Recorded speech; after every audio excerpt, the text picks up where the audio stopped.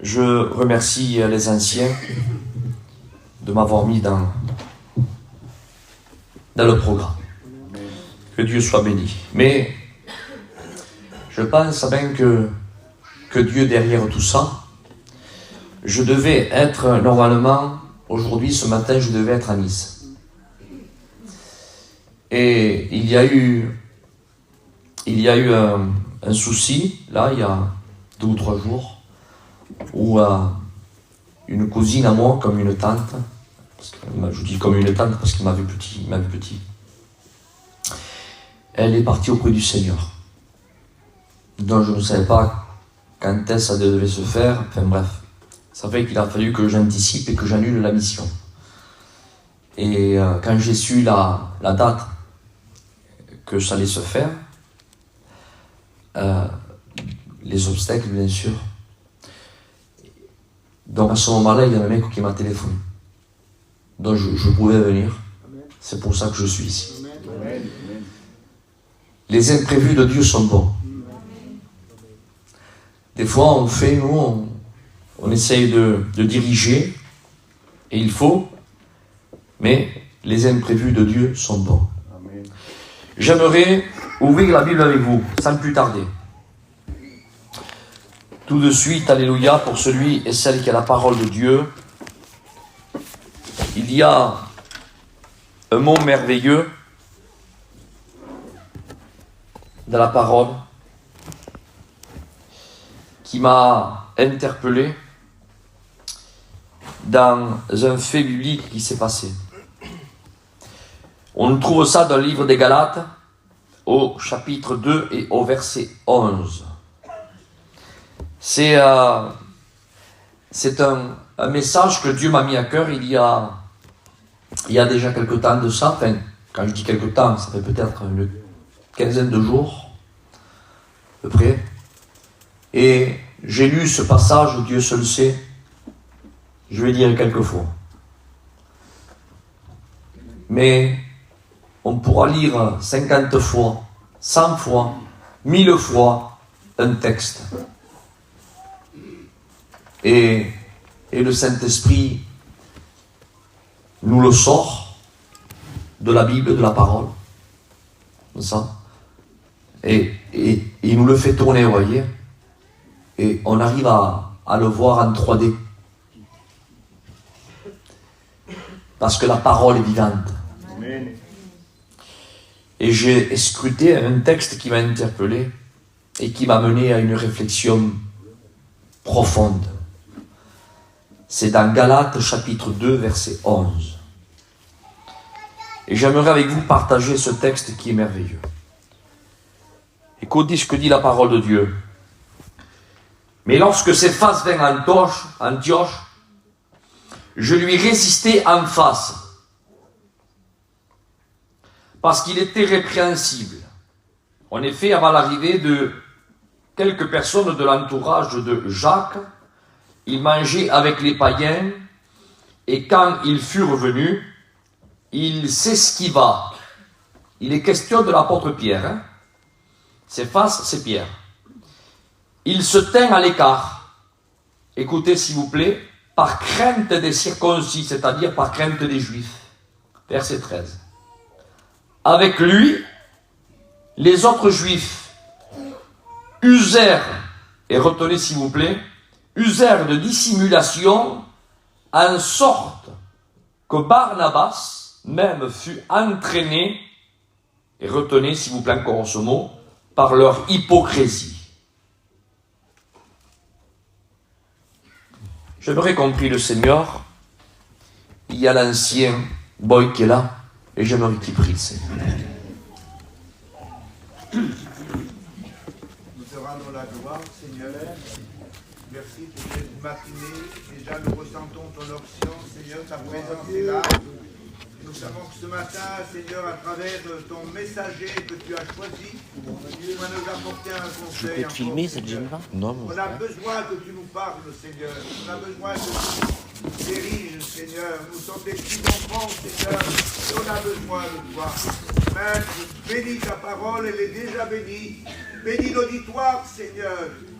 et bénis ton messager, pour la seule gloire de ton nom. Amen. Amen. Gloire à Dieu. Amen. Alors, si je devrais donner un titre à ce message-là,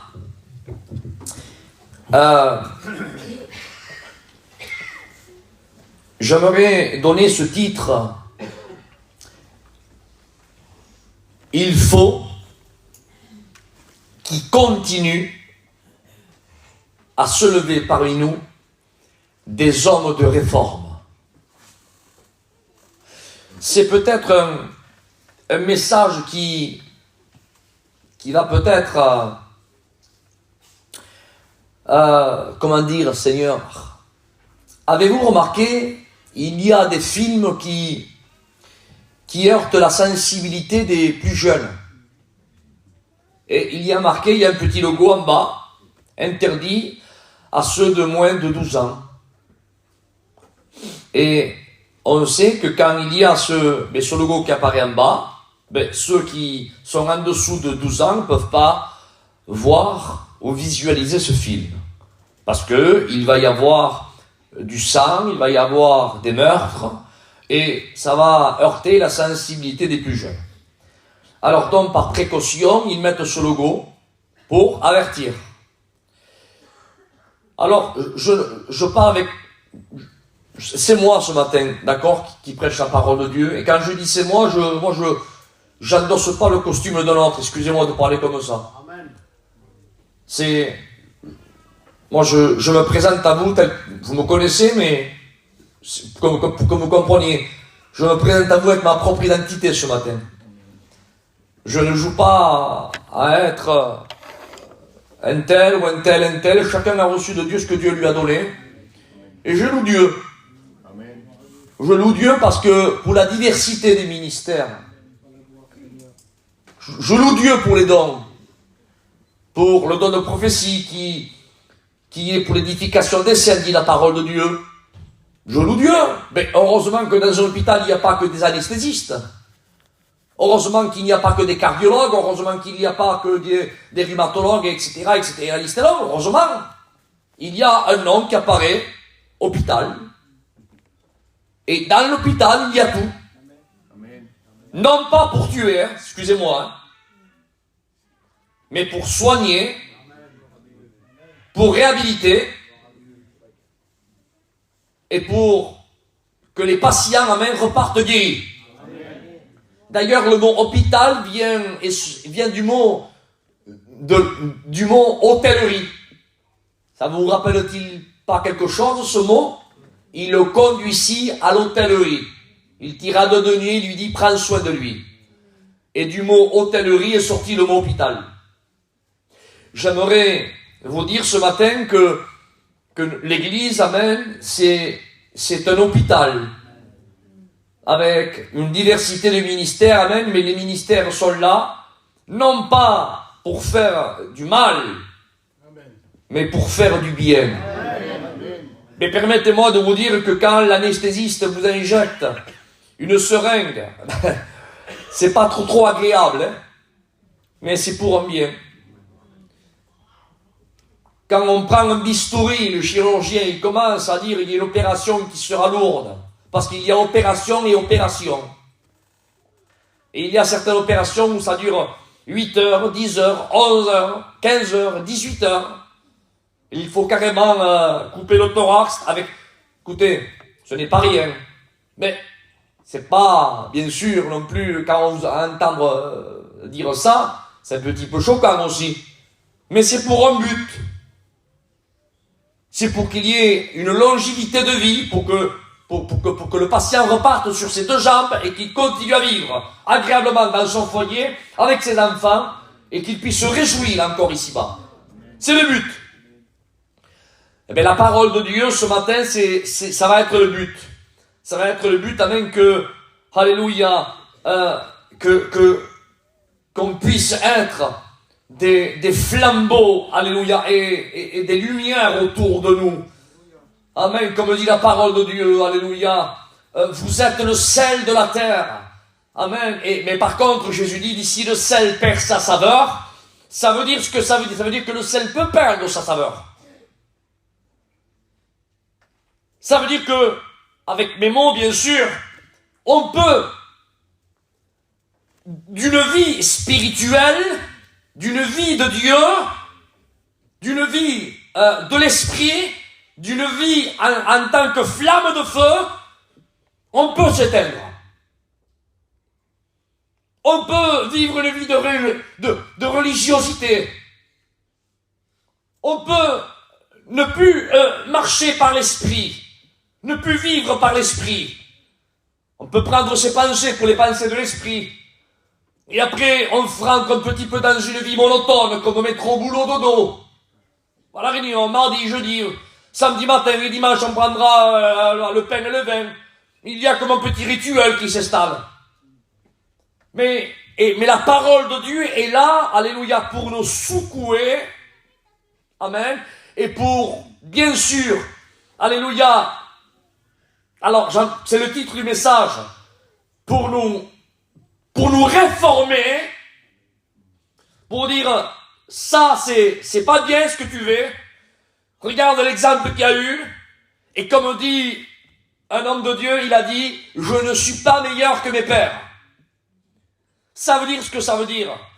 Ça veut dire que toi qui es debout, dit la Bible, qui es debout, il dit, mais prends garde de ne point tomber. Il y a 20 ans que t'es baptisé, 30 ans que t'es baptisé, et je le dis, tant pis, c'est moi qui prêche. Je prêche la parole de Dieu. Il y a 10 ans, 15 ans, 20 ans, 25 ans, oui, et alors? Oui, mais ça c'était avant, c'était hier ça. Mais on ne parle pas de hier. Hier n'est pas la garantie d'aujourd'hui. C'est le aujourd'hui de Dieu qu'il faut. Alléluia. Et le aujourd'hui de Dieu, on va l'écouter. Amen. Il faut, amen, qu'il continue à se lever parmi nous. Alléluia. Des hommes de réforme. Alléluia. Des hommes de réforme, amen, qui n'ont pas peur de dire, alléluia, ce qu'il faut dire à qui que ce soit. Qu'il y ait des personnes qui ne passent aucun compromis. Qu'il y ait des personnes, amen, qui n'adhèrent pas à un certain groupe. Moi, je suis espagnol, moi, je suis catalan, moi, je suis rome. À un certain moment, à l'église des Corinthiens, ça s'est passé. Moi, je suis un tel, moi, je suis un tel. Et Paul, il a fallu qu'il réforme, là. Et heureusement que Paul était là pour remettre les choses à niveau. Il dit-il, Christ est-il divisé? Pour dire que certains disent que certains sont de Céphas, d'autres d'Apollos, d'autres de Paul. Des hommes de réforme, des hommes qui n'ont pas peur. Alléluia, des hommes qui ne réfléchissent pas aux conséquences de la chair. Qu'est-ce qu'il va penser un tel? Qu'est-ce qu'il va dire ceci? Qu'est-ce qu'il va dire cela? Non, non, non. Qu'est-ce que va penser Dieu de nous? Alléluia. C'est ça l'important. Et si vous êtes d'accord avec moi, dites amen après ce que je vais dire. Je fais partie de ceux qui croient, alléluia, que nous vivons, écoutez, les dernières secondes de l'enlèvement de l'Église. Christ peut revenir d'un moment à l'autre, alléluia. Amen. Et il faut, amen, se tenir, écoutez ce que je dis. Alléluia, aux soldats de Dieu, il faut se tenir, amen, en pied de guerre, avec l'épée à la main, amen, et le bouclier à l'autre bras, amen, et avoir toute l'armure, amen, du combattant d'Éphésiens 6:11, être revêtu, je vais les chercher, non, il faut être revêtu de toutes les armes de l'esprit. Qu'il se revête un tel, non, un tel, c'est lui, il te parle à toi ce matin. Que Dieu soit glorifié. À Dieu soit la gloire. Oui, l'Église avait bien commencé, mais il y a eu toujours des hommes qui étaient là, amen, avec un pied de guerre, non pas pour prendre un parti pris, non pas pour adhérer à un mouvement, non pas pour se mettre du côté des plus forts ou du côté de la majorité. Non, non, non, non. Il y a eu des hommes, amen, avec un point ferme, un pied ferme. Amen, parce que eux, ils savaient en qui ils avaient cru, ils savaient, amen, qui avait donné leur vie pour eux, et ils savaient, amen, à qui eux, ils avaient dit oui. Alléluia. Et ces hommes-là, on va pas faire tout l'historique quand même des pères des églises, mais il y a eu des hommes qui ont frappé du poing sur la table en disant non, c'est pas comme ça. Que Dieu soit. Il semblerait que quand on lève le ton de la voix et qu'on frappe du poing sur la table, il semblerait qu'on est moins spirituel. Comme ceux qui disent on va chanter un cantique spirituel. Alors, je vous pose une question, le vêtement blanc n'est pas spirituel alors? Ah oui, parce que si la spiritualité se joue dans la mélodie mélodieuse, vous savez qu'elle vous berce un peu. Vous savez qu'elle dit que le cantique un petit peu, vous savez qu'il bouge un petit peu, voilà, mais il n'est pas spirituel. La spiritualité, c'est pas dans le tempo. Je vous pose une question. Quand Jésus a même imposé les mains aux lépreux, est-ce qu'il était spirituel? Quand il ressuscitait les morts, est-ce qu'il était spirituel? Dites amen si vous êtes avec moi. Est-ce que quand il redonnait la vie aux aveugles, est-ce qu'il était spirituel? Quand il multipliait les pains là et les poissons là-bas à Tabga au bord du lac de Galilée, est-ce qu'il était spirituel? Oui ou non?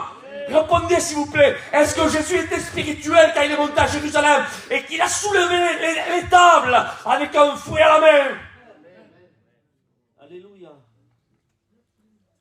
Jésus n'était pas charnel. Jésus était spirituel. Autant quand il a dit Lazare sort, que quand il a pris un fouet et quand il a chassé les vendeurs du temple. Si on aurait été avec lui là, vous savez qu'est-ce qu'on aurait dit nous peut-être? On aurait dit, c'est lui Jésus. Mais, quelle mascarade il avait. On l'a suivi jusqu'à maintenant, il faisait que du bien, que du bien, que du bien. Ben dis donc, il nous a bien trompé, hein. Regarde-le maintenant, là. Oh là là, vite. Nachons-nous, partons. Voilà ce qu'il fait. Mais qu'est-ce qu'il fait? Devant tout le monde, au temple en plus. Il prend un fouet, il commence à fouetter. Là, il commence à lever les tables, à chasser les vendeurs de... Seigneur, on aurait été là, on aurait vu ça, nous, on l'aurait laissé de suite. On aurait dit, repartons chez nous. C'est ça le spirituel. C'est ça le Messie. C'est ça l'homme qui... c'est pas lui. Mes frères et sœurs, alléluia, la spiritualité n'est pas dans la tonalité de la voix. La spiritualité n'est pas excusez-moi de dire ça, dans la cravate, ou dans la Bible à la main. La spiritualité, amen, c'est celui qui est affranchi, amen, par la vérité, qui est libre, alléluia, et qui vit sa vie, amen, en communion étroite avec le Christ, amen, et qui a passé aucun compromis, si ce n'est qu'avec celui qu'il a tant aimé, qu'il a donné sa vie, amen, pour l'arracher des griffes et des ténèbres, pour l'amener à son admirable lumière. C'est avec lui qu'il a signé, amen, le contrat. Alléluia, il plaît à son sauveur, amen, et il marche dans le chemin, dans la vérité et dans la vie. La réforme, il faut qu'il se continue à se lever. Des hommes de réforme, il y en a toujours eu. Ésaïe 40, verset 8, je l'ai marqué là, il dit, ta parole, la parole de notre Dieu subsiste éternellement. Le diable a toujours voulu froisser, écoutez, enlever la parole, mais Dieu veille sur sa parole. Il dit amen s'il vous plaît. Il a toujours suscité des hommes pour réformer, amen, ce que Satan a enlevé, que Dieu soit béni, ou a rajouté dans la parole. C'est-à-dire qu'il y a eu des personnes qui ont rajouté dans la parole de Dieu, et on les appelle ces catholicismes-là, ou dans la Bible que eux possèdent, ont rajouté des livres comme le livre de Judith, les livres de Maccabée, le livre des Noms, ils ont rajouté. Après, il y en a ceux aussi qui ont retranché. J'aimerais vous poser une question parce que j'ai les fils devant moi, mais voyez, je ne les regarde pas. J'ai des étincelles qui me viennent comme ça, je vous dis, j'aime les imprévus de Dieu. Je vous pose une question. Une Bible des catholiques. Est-ce que toi, tu la conseillerais à un nouveau converti? L'ancien.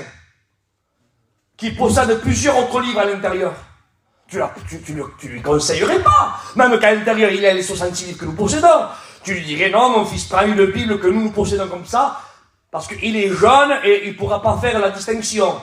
Donc, ça veut dire que tu permettrais pas qu'un jeune prenne une Bible qui ont rajouté des livres à l'intérieur.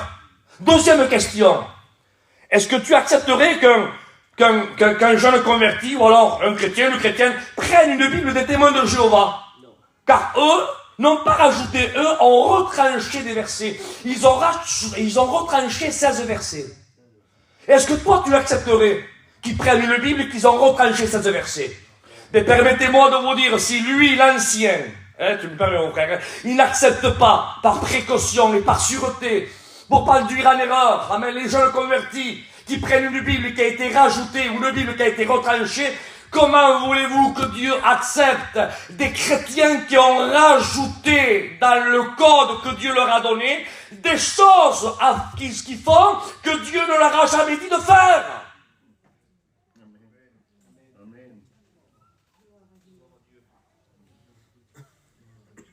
Moi, je les appelle, ce sont des chrétiens catholiques. Ils ont rajouté. Prenons quelques exemples, comme certains, les tombeurs, les souffleurs, les rieurs. C'est pas écrit ça, ils ont rajouté. Moi, quand je les vois marcher, je vois une Bible des catholiques. Par contre, il y a des personnes que eux ont retranché. Bon, mais Dieu le voit. Ça fait, bon, mais ça c'est pas... Voilà, Dieu, on retranche, mais ça c'est écrit là. Non, mais c'est pas ça. Ça veut dire que ils ne le retranchent pas dans leur Bible, mais dans leur vie, oui.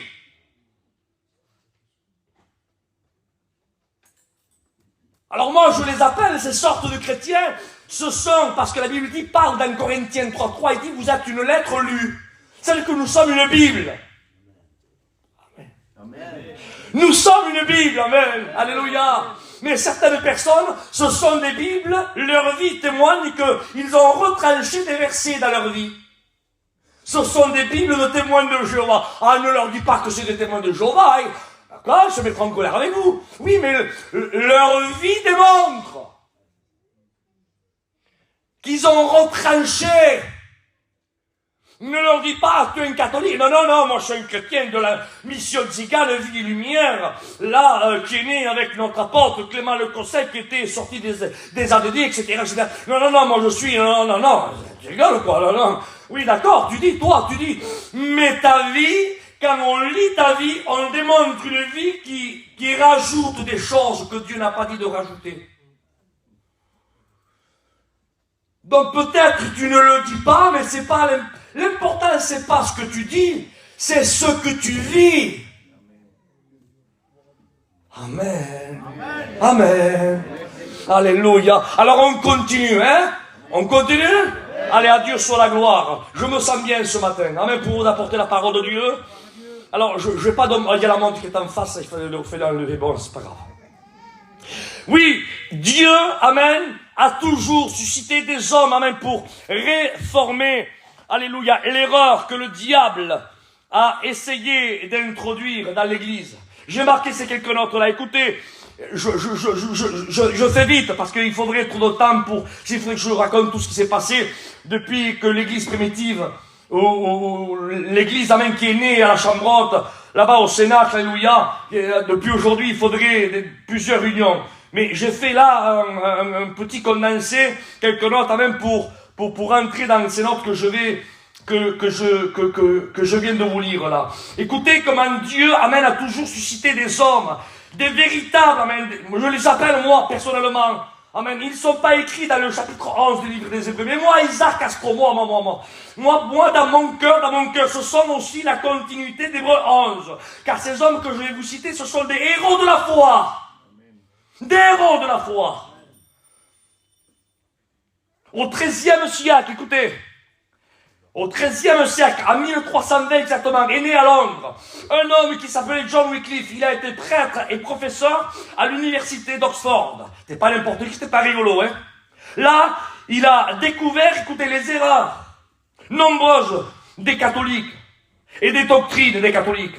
Dieu le touche, amen, il se convertit et il commence à réformer. Après John Wycliffe, en 1369, est né en Bohême un autre homme, amen, un autre réformateur qui s'appelait Janus. Alléluia. Il a, lui aussi, amen, il est né en Bohême et lui aussi a commencé à réformer les erreurs des catholiques. Mais, il y a un mais. Mais le pape de Rome le jeta en prison. Et il lui dit, retire ce que tu as dit là. Retire ce que tu as dit. Parce que nous, on est la majorité. L'église des catholiques, on est la majorité, nous. Hein? C'est nous la majorité. Et on va pas on est la continuité, nous, des pères des églises. Alors, ce que tu as dit là, retire-le. Et la Bible et le témoignage nous dit là, le témoignage historique nous dit que Janus n'a pas voulu, écoutez, n'a pas voulu se plier à l'erreur. Même que le pape était là en face de lui. Attention, hein. Aujourd'hui, on peut recevoir une sanction. Et après la sanction, bon voilà, on peut repartir. Mais là, c'était pas une petite sanction de 3 mois, 6 mois, 1 an.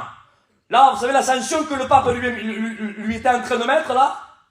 Il lui dit, écoute, si tu retires pas ce que tu as dit, on va te prendre et tu vas servir comme exemple. On va t'enduire de bitume dans la ville de Bohême là, et en pleine place publique, on va t'y mettre le feu et tu serviras de bûcher. Réfléchissez, hein. Janus reçoit l'information et il dit, je ne tordrai pas la vérité. La vérité restera la vérité. Le pape le prit, le mit là sur la place publique de la ville de Bohême, l'enduit de bitume et lui mit le feu. Écoutez, et pendant qu'il brûlait, écoutez, je veux la main après ça. Pendant qu'il brûlait, il a commencé à lever les mains, les yeux au ciel, et il a commencé à ouvrir la bouche, il a dit, Jésus, fils de David, aie pitié de moi. À Dieu soit la gloire. Alléluia. Amen, amen, amen. Je continue, alléluia. Alors le premier, il y a eu John Wycliffe, après Janus, qui a été brûlé vif, après, en 1483, est né en Allemagne. Celui-ci, il est beaucoup plus connu. Il s'appelait Martin Luther. Lui, Martin Luther est venu après Wycliffe et après Janus. Et lui, par contre, il est né en Allemagne. À l'âge de 25 ans, écoutez, il enseignait la philosophie. À 28 ans, il a enseigné la théologie et reçu un Nouveau Testament traduit par un célèbre théologien du nom d'Erasme. Il se convertit, et je dis Amen, et le 31 octobre 1517, Luther affiche sur les portes de l'église de Wittenberg les 95 thèses. Le mot thèse, en grec, c'est le mot thésis, ça veut dire chercher ou démontrer la vérité. Ça veut dire quoi? Ça veut dire, frère et soeur, que Luther, amen, a lu le livre, amen, de la parole de Dieu. Et quand il est tombé dans le livre, amen, de l'épître aux Romains, il s'est rendu compte, amen, alléluia. Il s'est rendu compte, amen, que la Bible est en train de lui dire, amen, que nous sommes sauvés par la foi et non par les œuvres. Amen. Amen. Alors, bien sûr, avec un gros cœur là, comme la bâtisse, il est allé vers le pape. En disant, ça va pas. Regarde, comme j'ai reçu une lumière dont il la partage avec les anciens de l'époque. Mais, le pape connaissait, il connaissait la vérité. Mais, ils étouffaient la vérité parce qu'il y avait trop de choses à rectifier. Donc, ils étaient pris dans l'engrenage du mensonge, ils ne pouvaient plus faire machine arrière. L'enjeu était trop conséquent. Donc, ils ont dit à Luther de se taire. Mais Luther, lui, n'a pas voulu. Il s'est mis en face le pape et tout les clergés de l'époque. Il a commencé à prendre là il a rédigé l'épître des Romains et il a relevé 95 thèses. Du mot thésis, ça veut dire démontrer, dévoiler la vérité. Là, il y a une erreur, hop, il soulignait. Là, il y a une erreur, hop, il soulignait. Là, il y a une erreur, hop, il soulignait. Mais ça, 5 ou 6, il y en a assez, non. Je vais toutes les souligner, je vais toutes les décrypter, toutes les dévoiler. Il en a trouvé 95. Une fois que tu en trouves 95, Luther, dis-le à quelques personnes et comme ça, tu fais des disciples et voilà, laisse-les faire. Non. L'enjeu est trop important. Ah, il faut pas, écoutez, comme disait notre enseignant, Tarzan qui est parti rejoindre la patrie céleste, il dit, si ta montre que tu as ton poignet, elle retarde ou elle avance, il y a seulement que toi qui induis en erreur. Qui sera induit en erreur? Il dit, par contre, si le clocher, si l'horloge qui est au-dessus du clocher de la ville est en erreur, toute la ville sera en erreur. Et Luther, lui, il était un représentant du ciel. Alléluia. Il était comme une horloge de Dieu au milieu de la ville. Et il ne pouvait pas laisser le peuple en erreur. Il a pris les 95 thèses. Tu vas où? Tu vas où? Dis-moi, tu vas où? Je vais où? Il m'aurait dit, je pars là, à l'église. Ah bon, tu dois faire à l'église? Prier? Non, non, non. Je vais là prendre quelques clous et quelques bouts de papier et je vais mettre à la vue de tous ceux qui fouleront l'entrée de l'église. Il faut qu'ils lisent, il faut qu'ils voient dans quelle erreur les catholicismes sont en train là de les conduire. Là, il a pris un marteau et des clous. Il a commencé à clouer la vérité. Amen. Pour que le peuple le voie. Ça vous rappelle partie quelque chose, ça? Hein? Le diable a sombré dans le chaos, dans l'humanité, dans le mensonge, dans la religiosité. Mais je veux un amen, s'il vous plaît, après ça, mais notre Dieu. Alléluia, amen. Il n'a pas pris un bout de papier, il dit, mais la parole s'est faite chair. La vérité, amen, elle s'est matérialisée dans un corps humain. Amen. Et notre Dieu, amen, a pris 3 clous sur 2 planches, amen, sur une colline, et il a cloué la vérité pour que tout le monde la voie. Et quand les païens, amen, le regardaient, disaient, assurément, cet homme-là était le Fils de Dieu. À Dieu soit la gloire. Et certains me diront, non, Isaac, qu'est-ce que tu dis? C'est pas Dieu qui l'a cloué. Ah, écoutez-moi ce que je dis, ce que la Bible dit. Il est écrit dans Ésaïe, chapitre 53, verset 10, il dit, il a plu à l'Éternel de le briser par la souffrance. Donc Dieu s'est servi, bien sûr, à travers, il a laissé faire les hommes, mais c'était la main invisible du Tout-Puissant qui était en train de le faire. À Dieu soit la gloire.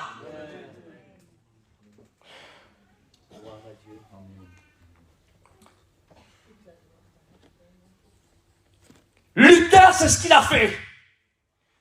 Il a cloué la vérité.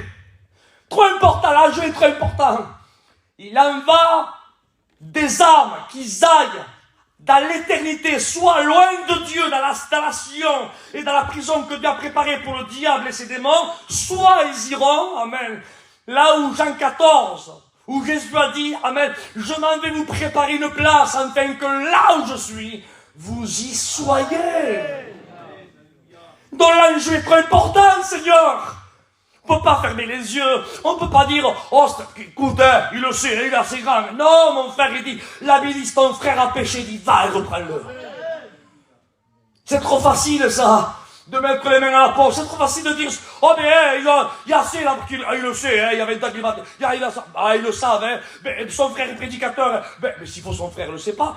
Et si son frère n'a pas, excusez-moi, assez de niaque de le faire, si toi-même tu as reçu, alléluia, amen, cette autorité du ciel, et si tu aimes ton frère, amen, reprends-le, car tu le fais non pas même pour l'achever, amen, mais tu fais partie, amen, comme un chirurgien, amen, qui va opérer, qui va enlever la masse qui est en train de causer la mort dans son corps spirituel, dans sa vie spirituelle avec Dieu. Si ton frère a péché, va et reprends-le. Ça semblerait que c'est une montagne aujourd'hui. On ne veut pas se créer des problèmes. Mais comment se créer des problèmes? Tu n'as pas le droit de fermer les yeux. Tu n'as pas le droit de dire que ta affaire ne le concerne pas. Tu n'as pas le droit. Ah, c'est des Espagnols qui s'arrangent. Ah, c'est les responsables qui s'arrangent. Ah, c'est les Catalans qui s'arrangent. Ah, c'est des voyageurs qui s'arrangent. Non, non, non. Si ton frère, il dit pas si le espagnol, le catalan, le grec, non. Si ton frère, moins que c'est pas ton frère, ou que toi tu n'es pas son frère, a péché, il dit va, reprends-le. C'est un devoir, c'est un dû, c'est une obligation. D'ailleurs, c'est ce que le sel est. Le sel empêche, écoutez, que la viande rentre dans une état de putréfaction, elle se pourrisse. Elle conserve la viande. Excusez-moi d'employer ce mot. Nous sommes le corps du Christ. Et le corps du Christ, amen, on doit le conserver sain. Amen. Ça n'a putréfaction, sans aucune contamination. Amen. Et chaque personne individuellement que nous sommes là, nous sommes des membres.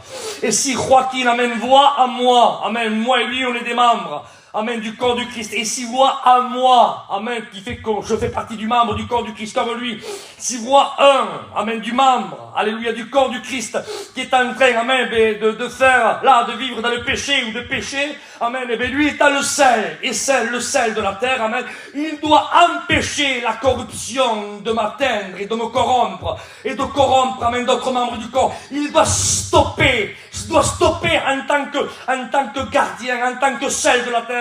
Il doit conserver son frère dans la sainteté, dans la pureté, et éloigner les microbes, éloigner les bactéries, éloigner le mensonge, et éloigner le péché.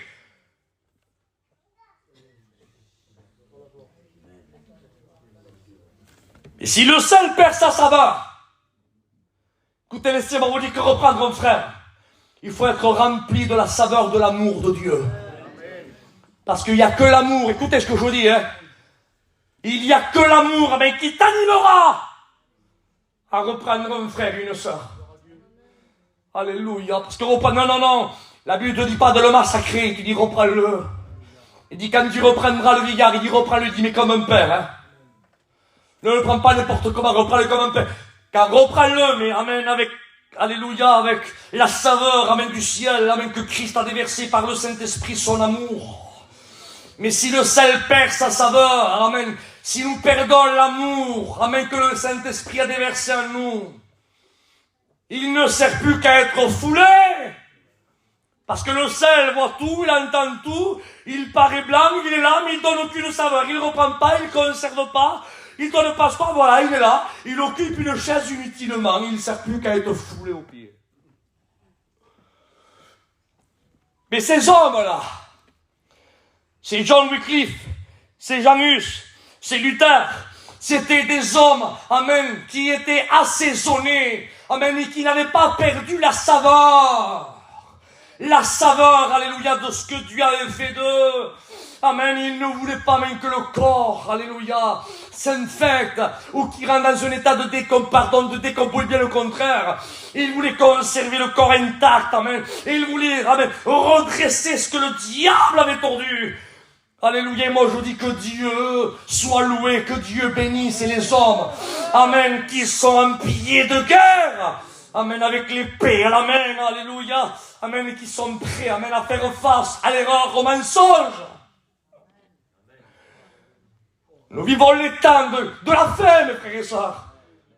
On n'a pas le droit de falsifier, on n'a pas le droit de diluer, on n'a pas le droit, frères et sœurs, de dire une vérité à moitié vérité. Ah, je n'ai pas dit de mensonge, oui, mais tu n'as pas dit toute la vérité. Tu t'es arrêté, t'as mis le film. Ah, oui, mais t'as mis le film à moitié. Il n'a pas vu jusqu'à la fin. Non, il ne va pas savoir qui c'est qui est mort, qui c'est qui est vivant, qui a gagné la guerre, qui l'a perdu. Il ne va pas le savoir. T'as éteint à moitié le film. Jésus disait, en vérité, je vous le dis. Je vous dis la vérité, mais toute la vérité. Alléluia. Alors ce matin, amen, est-ce que vous êtes prêts à recevoir la parole de Dieu avec joie? Alléluia. Alors cet homme, amen, il s'est levé, il a planté, amen, la vérité. Il ne voulait pas que ses frères et ses sœurs se perdent. L'enjeu est trop important. On n'a pas le droit, frères et sœurs. On n'a pas le droit. Je le dis devant Dieu que c'est vrai. Je prêche pas des Espagnols et des Catalans. Je prêche, moi, l'église du Christ ce matin. On n'a pas le droit de fermer les yeux. On n'a pas le droit de faire de la sourde oreille. On n'a pas le droit de se croiser les bras. On n'a pas le droit. Non. Il faut qu'on avertisse le peuple. Christ, amen, revient bientôt. Il dit qu'un signal donné à la voix de l'archange au son de la trompette de Dieu. Alléluia, les morts en Christ ressusciteront premièrement. Et ensuite, nous, amen, les vivants, on sera changés dans un corps incorruptible. Et ensemble, dit la Bible, amen, car Dieu réunira les familles de la terre et ensemble on partira à la rencontre du Seigneur dans les airs. Amen. Alléluia. Amen. Mais laissez-moi vous dire, frères et sœurs, que ce ne sont pas tous ceux qui diront au Seigneur, Seigneur. Jésus a dit, qui sont mes frères? Qui est ma mère? Celui qui chante bien, non, c'est pas écrit comme ça. Celui qui prêche bien, c'est pas écrit non plus comme ça. Celui qui connaît bien la Bible, c'est pas écrit non plus comme ça. Celui qui connaît l'hébreu, le grec, non, c'est pas écrit comme ça. Celui qui sort d'une famille du réveil, non, c'est pas écrit comme ça. Il dit, c'est celui qui fait la volonté, la volonté, la volonté, la volonté, la volonté. La volonté de mon Père. Amen. Alléluia. Et moi je dis, qui est mes frères? Je suis frère de qui, moi? On est tous frères à une condition, hein, si on fait la volonté du Père. Alléluia. Et non pas adhérer à une majorité. Ça me fait rappeler là le passage de ces religieux. Trop de monde là. Qu'est-ce qu'on fait? On vote pour qui? Barabbas ou Jésus? Ben, j'ai pas trop de conviction. Je le connais pas tant que ça. Un tel non plus. Mais, permettez-moi de vous dire, moi, j'aimerais faire un sondage à ces personnes, c'est pas écrit, mais moi, j'aimerais les sonder ce matin. La Bible dit que la renommée de Jésus s'étendait et parcourait les villes et les villages. Amen. Et j'aimerais dire, moi, ces hommes-là, vous savez pas qui relâchait? Hypocrite que vous êtes. Vous n'avez pas entendu parler de ce jeune rabbin, ce Galiléen, ce Nazaréen, Jésus de Nazareth? Est-ce que vous avez entendu parler de lui qu'il a fait du mal à quelqu'un? Est-ce que vous avez entendu parler de lui qui ment? Est-ce que vous avez entendu parler que lui qui a pris l'épée pour tuer quelqu'un? Est-ce que vous avez entendu parler de lui qui est venu ici pour diviser? Pour tuer les brebis? Qu'a-t-il fait? Vous avez entendu parler de quoi de lui? Dites-moi. S'il est ici, on dit jamais homme a parlé comme cet homme. Par contre, Barabbas, selon les études, c'était un révolutionnaire. Écoutez ce que je dis. Ne prenons pas parti pour les révolutionnaires. Car les révolutionnaires n'agissent pas en plein jour, ils agissent la nuit en parti pris.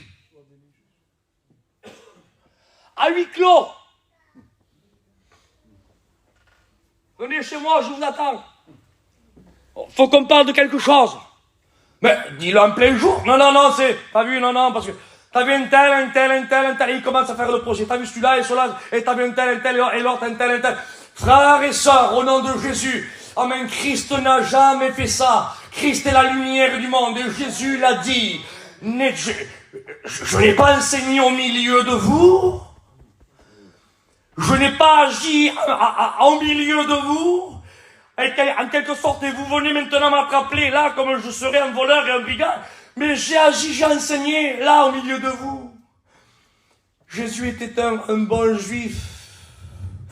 Amen. Qui mettait en pratique les fêtes juives. Il montait au minimum par 3 fois à Jérusalem pour les grandes fêtes de Pâques. Il y en avait 7, mais au minimum par 3 fois. Mais Jésus, amen, est venu, amen, non pas faire accomplir à moitié, mais accomplir toute la loi. Donc Jésus, il n'y avait pas de défaut en lui. Personne ne pouvait pointer du doigt, frères et sœurs. Et revenons là, c'est à ce petit groupe là. Alors je sais pas, moi, je sais pas lequel celui-là, je sais pas de conviction. Dis-le là-bas aux anciens, qu'est-ce qu'il faut que je fasse? Dis-le. Oh, anciens, pour qui, ils savent pas pour qui voter. Ils savent pas pour qui libérer. Et là-bas ils disent, on arrive, dis-leur, il n'y a pas le portable, il n'y a pas le texto, dis-leur qui appellent à la crucifixion Jésus et qui libère Barabbas. Aucune conviction, hein. Aucune, hein. Ils ont dit ça, eh bien allons-y. Libère Barabbas, crucifie Jésus. Mais moi je vous dis, au nom du Seigneur, au nom de Jésus, L'heure est venue, frères et sœurs. Amen. Il faut, amen, qu'on soit au courant des choses. Il faut qu'on soit au courant de la vérité. Il faut qu'on prenne le taureau par les cornes. Il faut pas qu'on adhère, alléluia, à un groupe, à un mouvement, à quelque part. Non, non, non, non, non, non. Il faut qu'on dise la vérité à toutes les personnes qui sont dans l'erreur. Et si quelqu'un a tort, on lui dira t'as tort. Et si lui a raison, on dira t'as raison. J'en dis pas parce qu'un tel me le dit. Amen. Je le fais par conviction.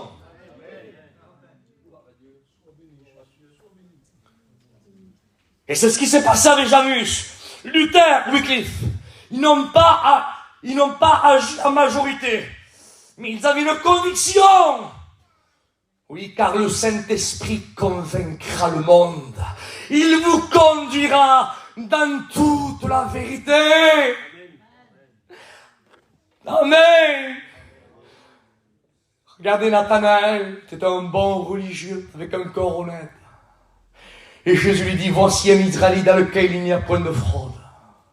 Ça veut dire, dans le texte grec, ça veut dire, voici un Israélite dans lequel il n'y a point de médisance. C'est-à-dire que quand Nathanaël s'est mis sous un figuier, c'était pour étudier la Torah, selon les études rabbiniques. Ils étaient là pour étudier qu'un bon juif se mettait sous un figuier parce que ça leur rappelait la Torah, parce que chaque feuille des figuiers n'a pas la même forme et ça représente chaque texte de la parole de Dieu. C'est tellement profond quand on les regarde. Bref, il y a beaucoup de choses à en tirer. Ils se mettent là et c'est significatif. Et ils se mettent là et aussi pour le bien-être, aussi pour l'homme aussi que ça porte. Et ils étaient là pour étudier les prophéties messianiques. Et ils étudiaient. Mais ils le faisaient avec un cœur sincère, un cœur vrai, à un tel point qu'il a dit que peut-il sortir de bon de Nazareth? Jésus aurait pu être frustré. Il aurait pu dire quoi? Lui, bah. Mais non, mais Jésus, amen, ne sait pas. Quand il a entendu peut-il sortir quelque chose de bon de Nazareth, amen, il a pesé sa parole. Et il a vu, amen, que ce qu'il disait, amen, sortait d'un cœur pur. Il dit, voici un Israélite dans lequel il n'y a point de fraude. Quand il y a un cœur qui est sincère, un cœur qui est vrai, le Saint-Esprit et Jésus, amen, ne te laissera pas dans l'erreur. Et il te dévoilera, il te conduira, amen, dans la vérité. Mais quand il n'y a pas de médisance, qu'il y a un cœur sincère, quand il y a les Nathanaël qui sont là. Mais quand il y a des pharisiens qui sont là, dans les maisons, à table, et qui pensent, ah, si cet homme serait prophète. Et Jésus dit, Simon, quand je suis venu chez toi, il dit, tu m'as pas donné de bastine pour me laver les pieds. Tu crois tromper Jésus, toi? Même que tu es à table avec lui, tu crois le tromper?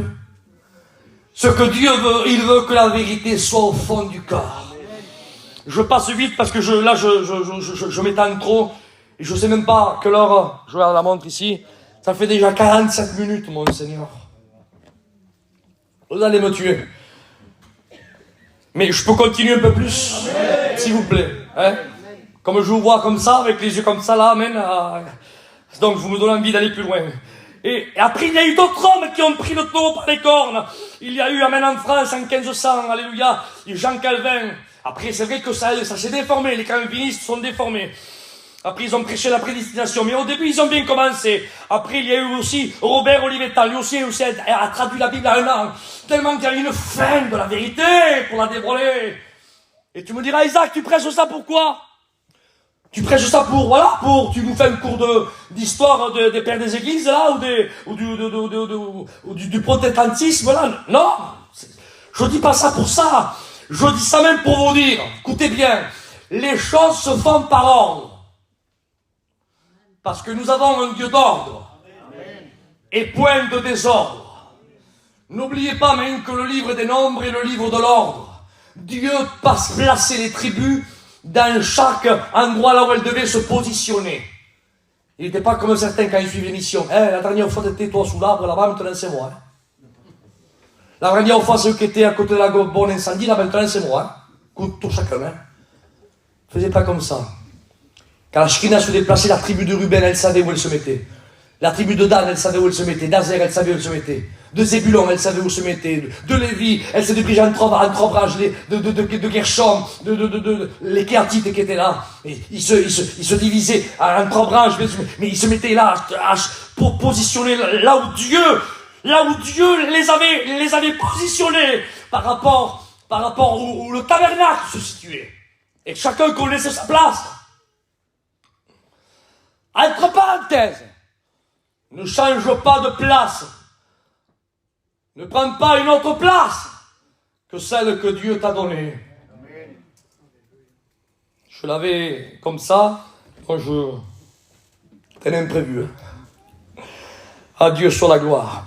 Et quand il y a des personnes qui réforment à l'ordre, quand il y a des personnes qui remettent la vérité en place, qui redressent ce qui est tordu, et après, qu'est-ce qui se passe, Isaac? Qu'est-ce qui se passe? Ben, continuons, là, les quelques notes que j'ai marquées. Ensuite, écoutez, après la réforme, il y a eu des gens, attendez, là, je me suis arrêté seulement qu'au XIIIe siècle, mais si je vous lis, regardez, 2 minutes, seulement que on parle des apôtres. Là, je vous ai parlé des pères, là, des réformateurs, qui font partie de nos pères aussi, qui ont continué dans l'enseignement des apôtres. Mais les apôtres, l'apôtre Pierre a marché sur les eaux, l'apôtre Jean a fait ceci, l'apôtre André a fait cela, l'apôtre Jules a fait ceci, Thaddée a fait cela, D'accord. Mais est-ce que vous savez, frères et sœurs, la fin de ces hommes? Est-ce que vous savez comment ils sont morts? Je vais vite je fais que lire. Jacques, frère de Jean, a été tué par l'épée en 44, par le roi Hérode. Pourquoi? Parce qu'il a adhéré à la vérité. Il était attaché à la vérité. Amen. À Christ, à Jésus.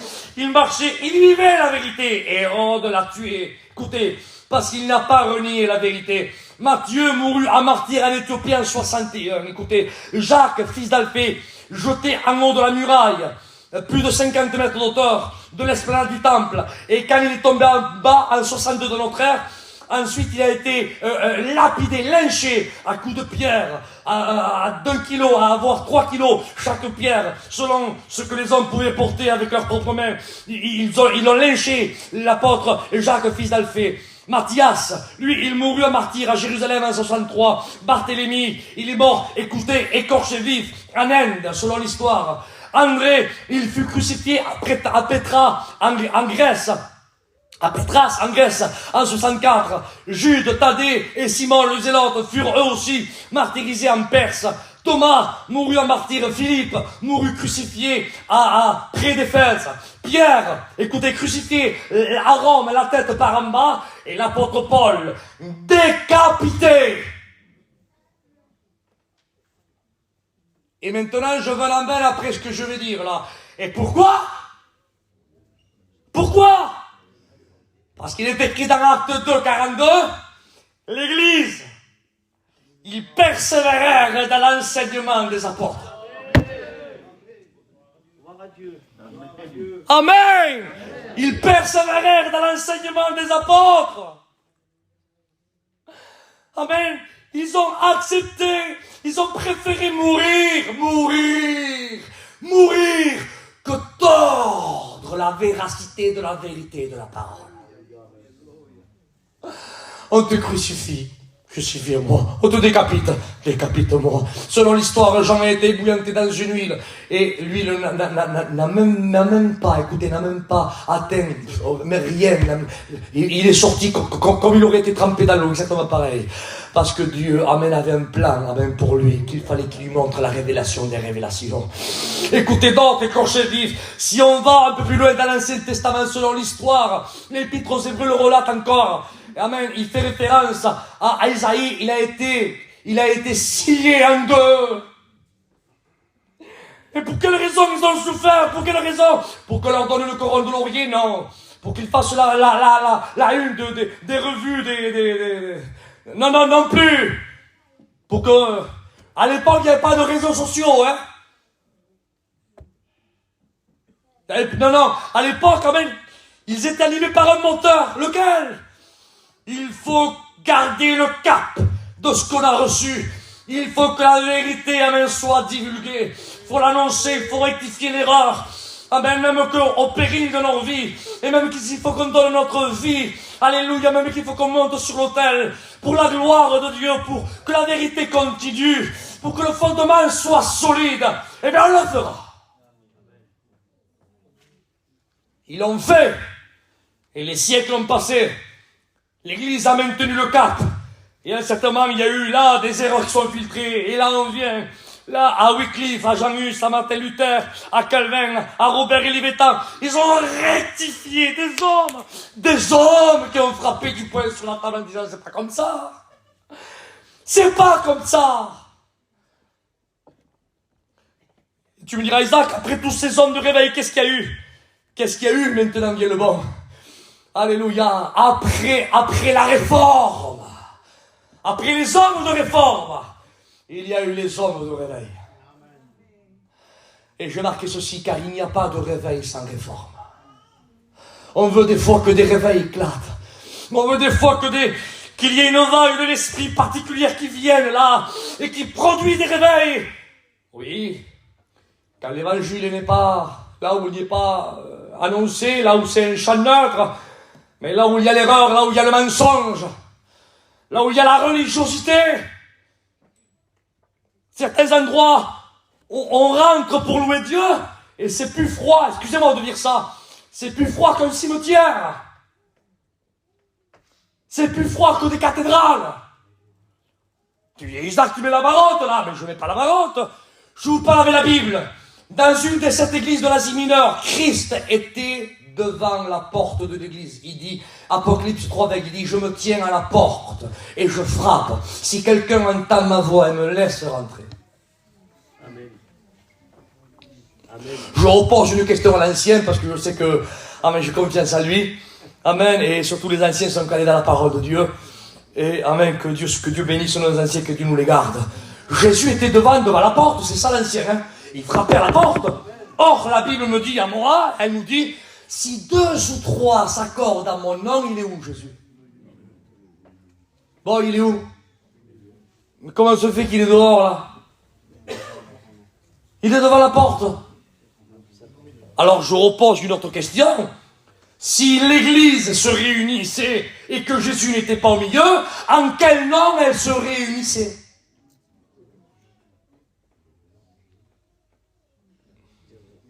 Au nom, on peut se réunir au nom de membres de l'église de Coutras, membres de l'église des Espagnols de Villeneuve-sur-Lot. Moi, je me réunis au nom du système. Je me réunis au nom de la vie monotone.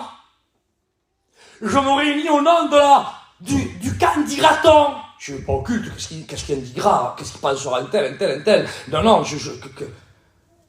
mais les églises qui se réunissent de telle et telle façon, comment voulez-vous que Jésus se sente bien au milieu? Mais la Bible dit, si 2 ou 3 s'accordent à mon nom. Amen. Que des personnes se lèvent et disent, moi je m'en vais à l'église. Qui prêche l'étudiant comme l'ancien, je m'en fous, moi je m'en vais à l'église. Qu'elle soit pleine ou qu'il y ait 5 ou 6, moi je viens pas pour s'occuper. Je viens à l'église, je vais louer mon Jésus, je vais glorifier mon Seigneur. Je vais l'adorer, amen. Je veux ressentir son feu, sa présence. Ah, le Seigneur, amen, m'attend, alléluia, il est à moi et là-bas il va me parler en plus. Je vais me joindre avec 2 ou 3, alléluia, il y en a, il n'y a pas besoin qu'un stade se remplisse. Avec 2 ou 3, amen, avec moi, ma femme, mon fils, il y en a assez, moi, ma femme, mon cousin, mon gendre, ma nièce ou mon oncle, on est quelques hommes et le Christ est là, on va se régaler. Mais les personnes qui se réunissent, amen, avec tel zèle, avec telle action de cœur, je vous le promets devant Dieu que c'est vrai. Amen, il y a un feu, amen, qui descend du ciel, alléluia, qui comme rase l'autel d'Élie.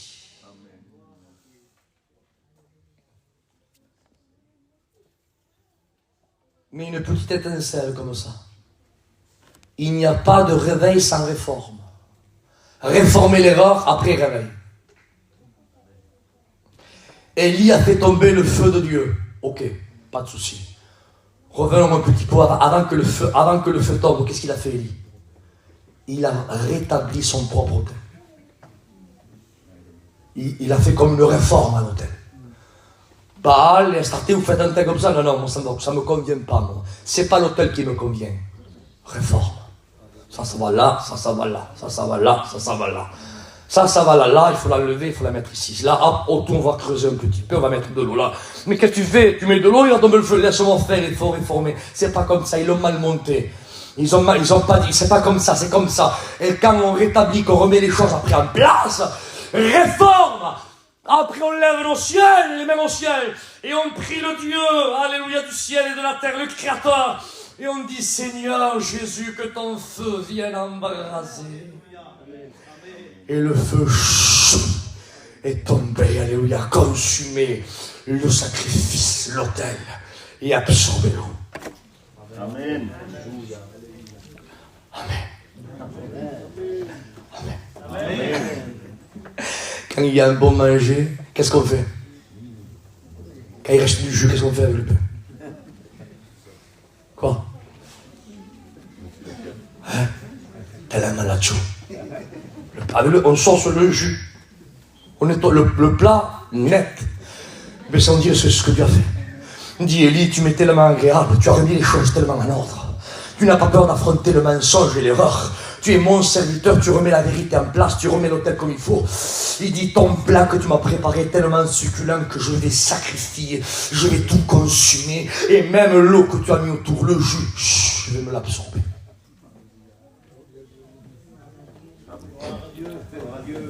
Il a essuyé le plat de l'autel. Car l'autel était pour la gloire de Dieu. Laissez-moi vous dire, frères et sœurs, amen, que le poids juste est agréable à Dieu. Amen. Amen. Alléluia. Et quand il y a eu ces hommes ces réformateurs, ils n'ont rien vu. Hein? Non, ils n'ont rien vu. C'est vrai. Mais la Bible dit que celui qui sème avec l'arme moissonnera avec chant d'allégresse. Ça veut dire même que Dieu n'est pas injuste, dit la Bible, pour oublier l'œuvre de ses saints. Écoutez, il y a aussi le tribunal de récompense. C'est marqué dans la parole de Dieu et aussi l'étude de notre ancien Jimmy. Je vous dis ce que vos anciens vous ont déjà prêché et dit. Écoutez, mais après ces réformes-là, ces réformateurs qui n'ont rien vu, qu'est-ce qui s'est passé? Il y a eu les hommes de réveil qui sont venus après. Et qu'est-ce qu'il y a eu? Il y a eu Spinner. Ah!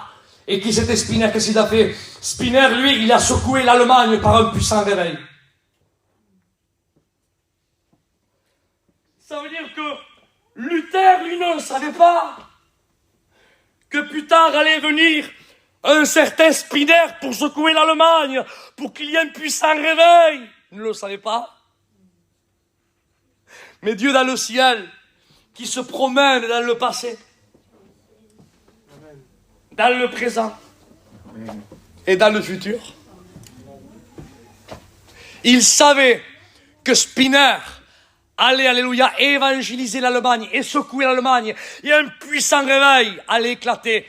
Mais avant que le réveil éclate, Dieu déjà le connaissait, Spinner. Il regardait Luther et il disait dans son cœur, si je pourrais le faire parler, tu sais pas ce qui va se passer, Luther, toi. Là, tu es en train presque de donner ta vie pour remettre la vérité, les choses en ordre. Tu vas peut-être être un homme de réveil, mais grâce à toi, moi je vois quelqu'un ici qui va venir et qui va secouer le pays que toi tu as réformé. Amen. Écoutez ce que je dis. Et Dieu n'est pas injuste pour oublier l'œuvre de ses saints. Je continue. Spinner a secoué l'Allemagne par un puissant réveil. Edwards a secoué l'Amérique par un puissant réveil. Spurgeon a secoué l'Angleterre par un puissant réveil. Finney, Moody, Sidney, Billy Graham aussi ont été des hommes de réveil. Douglas Scott a secoué la France et ça a été le début des assemblées de Dieu. Dites Amen s'il vous plaît. Si vous dites pas Amen, après ça je descends. Amen. Et après il y a eu un breton qui s'appelait Clément Le Cossec. Il a secoué le peuple tzigane. Et il y a eu le réveil, amen, au milieu du peuple tzigane. Et la mission évangélique Vie Lumière est née.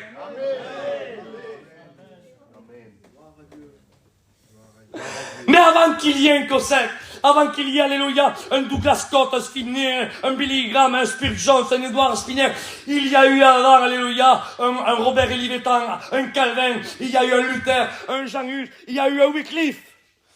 Réforme après réveil.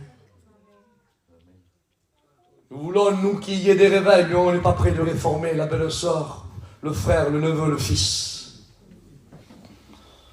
Ça marche pas comme ça. Les personnes qui sont prêtes, ils sont prêts. Regardez le manque de sensibilité qu'ils ont, qui sont prêts même à prendre prémédité. 3 mois de sanction, tant pis, c'est pas grave. Bon, ça les vaut bien. Il y a les fêtes de Noël bientôt. Ça les vaut 3 mois de sanction. Hein. Je vais me régaler mes enfants. Champagne, excusez-moi pour ceux qui portent du deuil, ruinard, etc. Si nous ferons pas, de toute façon, que je fais, je suis pas pasteur, moi. Hein. Pour me faire prier. Bah, Dieu connaît mon cœur. Hein. Et c'est Dieu qui pardonne, c'est pas les hommes. Hein. Et là, mon petit verre là-bas, chez le cousin. Après, arrêtez-vous chez moi, je prépare un bon apéro. Hein, avant d'aller chez nous, parce qu'à chez nous là-bas, on mange à 11h du dimanche, pas 7h. Et sur la route, il y a une dizaine de maisons. Et à chaque maison, il y a un coup de téléphone. Arrête-toi, je vais préparer une petite table, là. Hop, un petit verre de champagne. On s'arrête à la 3e maison, hop, une petite coupe de champagne. On s'arrête là-bas chez là-bas chez le beau-frère, hop, une coupe de champagne. Ah, mais c'est Noël, t'as vu, j'en ai bu qu'une chez toi, tu peux la tester. Ah, ben oui, j'en ai bu. Chez moi, il en a bu qu'une, hein. Mais quand tu comptes la tournée, il n'y en a pas un. T'en as bu 15 ou 20. Permettez-moi de vous dire, quand on boit 15 ou 20 verres, on ne peut pas avoir, écoutez, on ne peut pas avoir les lumières de l'esprit, hein. On ne peut pas avoir notre lampe allumée. On ne peut pas être le sel de la terre. On ne peut pas rectifier l'erreur. Et après les fêtes, on dit, bon, allez, hop, on commence dans une nouvelle année. On témoigne ici. Voilà, dans cette nouvelle année, moi, je voudrais, l'année dernière, je me suis mal comporté, j'ai glissé, voilà, je demande pardon à Dieu, ici, là-bas, et Dieu est amour, et heureusement que Dieu est Dieu, et je sais que Dieu me pardonnera, et... Oui, mais avant de faire ce témoignage-là, avant de faire, là, cette historique un petit peu de ton passé, et projeté à ce que tu désires pour l'année 2026, mais Dieu voit aussi que dans ton passé, tu as prémédité dans ton cœur que pendant les fêtes, déjà c'était là. T'en auras 2 là-bas, 4 là-bas, 6 là, 8 là, 9 là. Et après, Dieu a vu aussi dans ton futur. Tu viendras, tu prendras le micro, tu diras, pardon Seigneur, et tu là-bas. Et Dieu dira, ah oui. Ah oui, bien sûr que oui. Ah ben oui. Je vais solder mon salut pour toi parce que toi, t'es... Voilà. Je vous le dis devant Dieu que c'est vrai. En étant son propre fils sur la croix. Jésus a dit, lequel d'entre vous me condamnera de péché? Lequel? Il a pris ton péché, mon péché, pas le sien, hein. C'est pas lui qui a péché. Mais il a pris ton péché, mon péché. Et parce qu'il s'est chargé de nos fautes, le Père, il aurait pu dire, bon, mais mon fils, c'est pas ton péché que tu portes, c'est le péché des autres. Je te regarde toujours, mon fils. C'est pas toi. Il a détourné son regard en étant son propre fils. Non, mais pour moi, il fera une exception parce que moi, tu sais, c'est pas pareil. Ah oui, c'est pas pareil, toi. D'accord. Ben, vas-y, tente. Moi, je vais pas tenter. Amen. Car celui, normalement, écoutez, tant pis, j'ai mis le pied là, je continue. Car celui qui prémédite comme ça, l'Esprit de Dieu n'est pas en lui. Car celui qui est l'Esprit de Dieu habite en lui. Alléluia. Amen. Il est repris. Il est sensible. Comme Paul dit, je ne mens pas. Il dit, ma conscience m'en rend témoignage. Comment Paul, ta conscience t'a rendu témoignage, ma conscience m'en rend témoignage. Car le Saint-Esprit rend témoignage à notre esprit comme quand nous sommes enfants de Dieu. Ma conscience me rend témoignage. Il y a des personnes, soulignez-le ça. Il dit, moi ça me reprend pas, moi ça me reprend pas, moi ça... Mais c'est normal, ta conscience est morte. Eh oui. Ça c'est marqué dans la Bible ce que je vous dis. Hein. Mieux vaut, retenez-le ça, mieux vaut un chien vivant qu'un lion mort.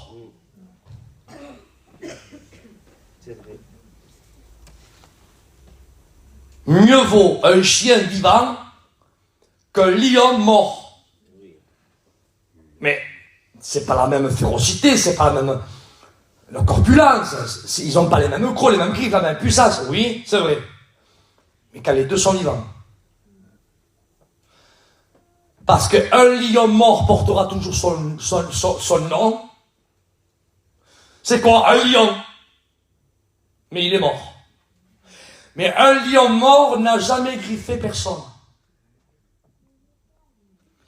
Mais un petit chihuahua, vivant, il te graffine la main, lui.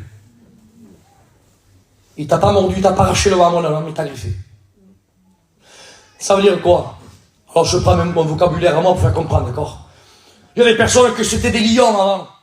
Moi avant, et moi il y a 40 ans, moi il y a 50 ans, moi avant j'ai eu des révélations, moi avant, oui, avant t'étais un lion, amen, c'est vrai. T'as vu le corpulent, c'est vrai, t'avais rien à voir avec le petit chrétien, là, le petit chien là, qui est né il y a pas très longtemps, le petit chihuahua, t'as pas la même envergure, là, t'as pas les mêmes épaules, c'est vrai, mais quand t'étais vivant, maintenant tu portes ton nom, c'est vrai, t'es un lion, mais t'es mort. Par contre, le jaune là-bas, c'est un petit chiot, c'est un petit chien, c'est vrai. Il n'a pas la même envergure que toi, le même corpulage que toi. Mais lui, par contre, il est vivant. Amen. Alors, il faut que notre conscience, amen, soit ranimée au nom de Jésus. Ranimée par le feu de l'Esprit. Il faut, frères et sœurs, au nom de Jésus, que notre conscience soit ranimée par l'Esprit de Dieu. Non, Isaac, c'est pas petit. Si Lazare était mort depuis 4 jours. 7 jours en tout, car les Juifs veillent leur famille qui sont partis auprès du Seigneur. Jimmy nous disait ça dans une étude de 3 jours. Alors 3 jours de veillage et 4 jours au tombeau, dit la Bible. Lisez-le dans Jean 11. Il y a 4 jours qu'il est là. Il n'est pas écrit il y a 4 jours qu'il est mort. Il y a 4 jours qu'il est là. 4 jours là et 3 jours de veillage. 7 jours. Je comprends pourquoi il dit ça déjà. Mais Jésus, il dit, ôtez la pierre. Voyez-vous la réforme? Sors la pierre. Il n'aurait pas pu le faire sortir, lui, mais regarde, lui, jeter la pierre comme ça. Mais ce que tu peux faire, Dieu veut que tu le fasses. Amen. Alléluia. Et après, il y a le réveil. Amen. Lazare sort. Alléluia. Et Lazare est sorti. À Dieu soit la gloire. Alors, tu me diras, Isaac, tu as lu un texte, tu n'es même pas rentré encore, c'est vrai. Je crois que je ne pourrais pas y rentrer parce que l'heure est trop tardive. Mais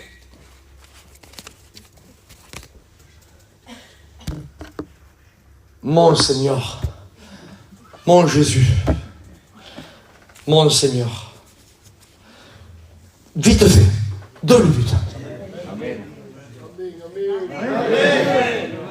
On essaye, sinon je descends. 2 minutes. Amen. Il dit, regardez le réformateur qu'était Paul. Tu réformes qui? Le pape? Non. J'aimerais que là vous preniez en considération, Seigneur. Tu réformes le clergé? Non. D'accord. Tu réformes les pharisiens, les sadducéens, les religieux? Non. Tu réformes qui? Tu rectifies qui? Je prends le langage, d'accord? Style voyageur. Dit, moi, il dit, je lui résistais en face. À qui? À Pierre. Comment, Seigneur? Comment? À Pierre? À Pierre? Mais Pierre, lui, Dieu veut que la vérité soit au fond du cœur. Voici les Israélites dans lequel il n'y a pas de médisance, point de fraude. Pierre, écoutez, était un grand homme de Dieu. C'est vrai qu'il a usé d'hypocrisie, c'est vrai. Mais la Bible dit que le juste 7 fois il tombera, mais 7 fois Dieu le relèvera. Car il y a qu'un cœur sincère et vrai. Pierre a usé d'hypocrisie, c'est vrai. C'est le mot qui en ressort dans les Écritures. D'hypocrisie. Mais l'apôtre Paul, il dit, je lui résistais en face. Pierre aurait pu dire, viens ici mon coco. Tu me reprends ta main, toi? Tu sais qui je suis, moi? Moi, je suis Pierre. J'ai marché sur les hommes. T'as marché sur les autres? Il aurait pu le vexer en 2 secondes s'il aurait voulu. T'as vu, toi, Jésus transfiguré? du texte grec métamorpho et resplendir d'un éclat divin. Est-ce que t'as vu Moïse et Élie apparaître et converser avec Jésus? Tu les as vus toi, mais je les ai vus moi. Dis-moi, est-ce que Jésus a dormi corporellement dans un corps comme le tien et le mien, matérialisé en chair? Est-ce qu'il a dormi chez toi pendant 3 ans à ta maison, Paul? Paul oui, non. Eh bien, il a dormi chez moi à Capernaum pendant 3 ans et demi. Est-ce que tu comprends? J'ai mis à disposition, moi, amen, au ministère de Jésus. J'ai tout mis à ses mains. J'ai tout mis. Je lui ai, écoutez, je lui ai laissé libre accès pour tout. Écoutez, même ma maison est à son service. Ils ont brisé le toit de ma maison pour faire descendre malades. Et j'ai rien dit. Ma femme n'a rien dit. On a laissé faire Jésus, même quand ma maison se détruisait. C'est pas grave. On était au service de Jésus. Et toi, tu viens me reprendre à moi? Moi qui suis regardé comme une colonne, dit la Bible. Il n'aurait pas pu parler comme ça. Et en plus de ça, s'il aurait été un petit peu, je sais pas, Seigneur, je sais pas comment dire, je vais pas être maladroit. Et puis quand font quelques-uns, dis, tu me traites d'hypocrite. Il aurait pu faire 2 façons, vous savez. 3 façons. Celle que je vous ai racontée là, déployer tous les bagages qu'il avait. 1. 2. Il aurait pu faire le faux humble. Faire.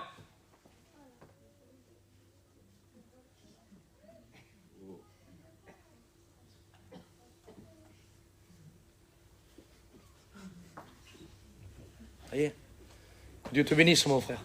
Je prierai pour toi. Il n'a rien dit, hein? Mais son attitude démontre devant les autres quel homme de Dieu. Il est en train de l'accuser sur des choses que... Parce que ça s'est passé intérieurement, ça. Et troisième façon de faire, Pierre aurait pu dire, eh Paul, je suis l'ancien, moi, hein? Tu me reprends sur une action, je me suis bougé, et tu me dis que juste d'hypocrisie, mais en réalité, sais-tu pourquoi je me suis bougé?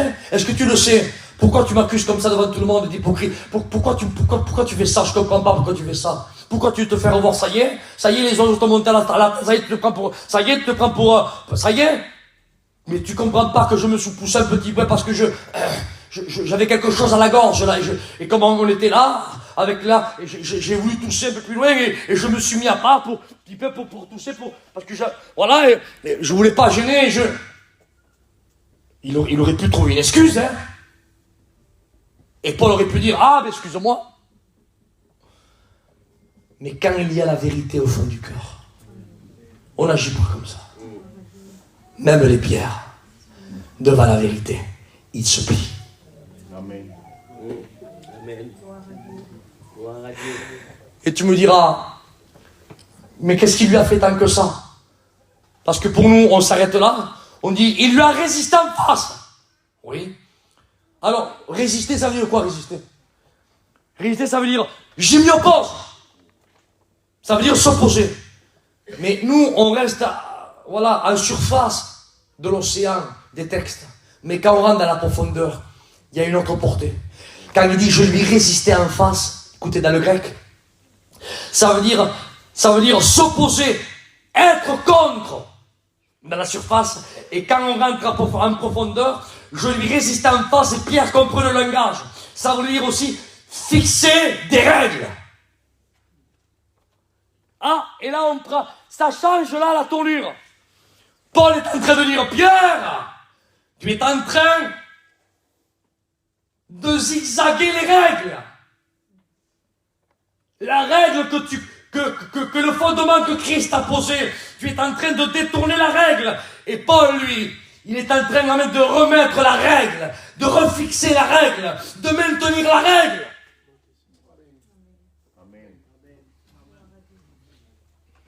C'est ce que ça veut dire. Je lui résiste en face, fixer des règles. Ça veut dire quoi encore, Isaac? Je fais après ça depuis le Seigneur. Ça veut dire aussi faire qu'une personne garde sa place. Tu vois pas, toi, mon mec, à la différence de certaines personnes, peut-être je vais dire ça devant tout le monde comme ça, je le fais sauter. Il n'a pas fait dans cet esprit-là, Paul. Ça veut dire faire qu'une personne garde sa place. Décortique ça, Isaac. Ça veut dire que Paul est en train de dire, mais tu es regardé comme une colonne, Pierre. Tu fais partie de nos pères spirituels. Tu es une colonne, tu es nos exemples. Et cette place que tu as, moi je veux que tu la conserves. Je veux pas que l'ennemi t'enlève cette place. Je veux pas que l'autre la prenne. Garde ta place, d'homme de Dieu. Quand il dit je lui résistais en face, c'était pour qu'il garde sa place. Pas pour lui enlever. Lui résister en face, ça veut dire aussi garder une personne intacte. En quelques mots, Paul est en train de voir, étant le sel de la terre, là, un du membre du corps du Christ qui est Pierre est en train de se corrompre.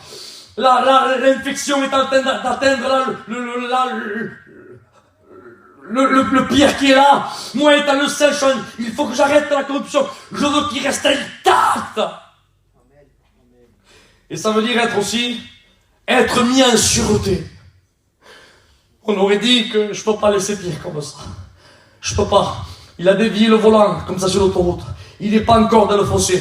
Je peux pas le laisser comme ça. La voiture est en train de s'éveiller. Si j'attends un peu, là, il jette dans le fossé. Il va ôter la vie aux autres, il va sauter là aussi la vie à lui. Je peux pas. Il faut que je lui rectifie le petit écart du volant, là. Ça veut dire garder quelqu'un, mettre quelqu'un en sûreté. Ça veut dire lui remettre le volant droit.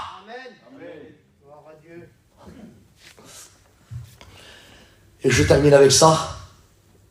Ça veut dire aussi mettre en place quelqu'un dans le plat d'une balance. Ça veut dire même prendre. Vous voyez que Paul a pris Pierre. Bien Pierre. Dans le langage, là. Il l'a pris et il l'a pesé dans la balance de Dieu. Avant de dire, ah Pierre, ce que tu es en train de faire. Pierre, tu es en train de devenir léger. Tu es en train de perdre du poids, Pierre. Fais attention, Pierre. Ton nom, Pierre, la renommée que tu as, Pierre, n'est pas la garantie de ton aujourd'hui. Aujourd'hui, Pierre, regarde, je te pèse dans la balance du plat de Dieu. Regarde combien pèses-tu, Pierre. Et Pierre s'est rendu compte. Il s'est rendu compte qu'il devenait léger. Il s'est rendu compte, tu sais qu'est-ce qu'il a fait? Il y a quoi tu vois, toi, qu'il s'est laissé reprendre? À quoi tu vois? Il écrit une de ses lettres, lui. Et j'arrêterai avec, je ferme la Bible. Et quand il écrit une de ses lettres, qu'est-ce qu'il marque? Il marque ceci. Il prend une plume, prend de l'encre, je l'imagine, là, dans un lit quelque part. Et il écrit. Il dit, voilà, bien-aimé. Il dit, je vous écris ces choses. Il dit, comme vous l'a si bien écrit, notre frère bien-aimé, Paul. Et moi, là, ça me brise. Et moi, je dis, mais comment est-il possible que tu parles bien de lui, Pierre? Il t'a repris devant tout le monde. Il t'a fait ceci devant tout le monde. Il t'a résisté devant tout le monde. Et encore, toi, tu écris la lettre et tu dis, je vous l'écris comme Paul vous l'a écrit avant. Notre frère, il dit pas votre. Il dit notre frère bien-aimé Paul. Pierre est en train de dire, amen. J'atteste ce que notre bien-aimé Paul a écrit. Je l'atteste, notre frère. Et sinon, vous pourriez dire, mais pourquoi tu l'élèves? Il nous répondrait, sûrement qu'il nous dirait, mais heureusement qu'il était là, parce que j'étais dans l'erreur. Je faisais l'hypocrisie, j'avais trouvé le volant, j'allais dans le fossé. Et Dieu a permis à cause de lui, parce que ça a été un homme de réforme, il n'a pas voulu que le mensonge s'accapare de moi. Il voulait pas, mais que je perde ma place, homme de Dieu. Il a tout fait pour que je conserve ma place. Il m'a pesé dans la balance et le plat de Dieu. Et je me suis rendu compte que ça n'allait pas.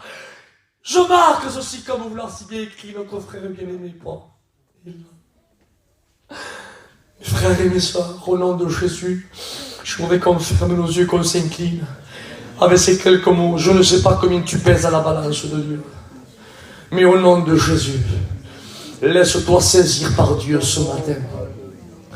Laisse-toi saisir par la balance de Dieu. Monte sur la balance ce matin. Et n'aie pas honte s'il faut demander pardon à Dieu. S'il faut demander pardon à Jésus. Oh, que Dieu soit loué, que Dieu soit glorifié. Alléluia. Je voudrais même que Méméco puisse prie le Seigneur. Et je voudrais faire un appel. Vas-y, prie le Seigneur, Méméco. Sois la gloire, Seigneur. À toi la victoire dans cette matinée. Sois loué, Seigneur. Merci pour notre frère, Seigneur. Merci pour ta parole, Jésus. Parce que ta parole, ce matin, tu nous as mis en garde, c'est vrai. Sois glorifié. Tu connais le peuple, Seigneur, tu l'avais déjà programmé. Alléluia. Comment pas te louer, te glorifier, Maître. À toi la gloire et l'honneur qui t'est due, mon Jésus.